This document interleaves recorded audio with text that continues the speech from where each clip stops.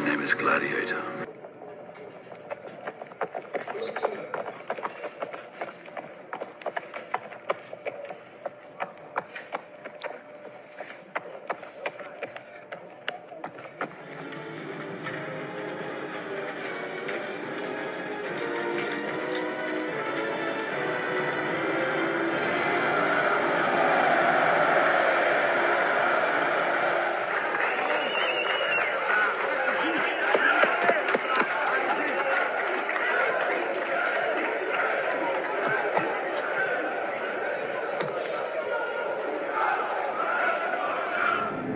What we doing live? Echoes in eternity.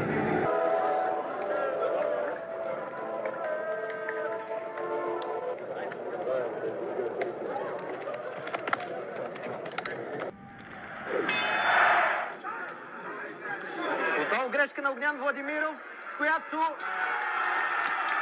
Гигов успява да отбележи 1-0 за Лудогорец след грешката на вратаря на сините. Оказа се най-съобразителен при тази грешка на Владимиров Филип Гигов и успява да отбележи 1-0 в полза на Лудогорец. Ленан по десния фланг и добро подаване към Георги Пенев. Ще достигне топката, Пенев центрира по земя, Гигов се разминава с нея, изтръщане лице, Елисей Съров и резултатът вече е 2-0, минутата е 41. Елисей Съров засича топката във вратата на Огнян Владимиров, сякаш от нищото идва това второ попадение на Лудогорец.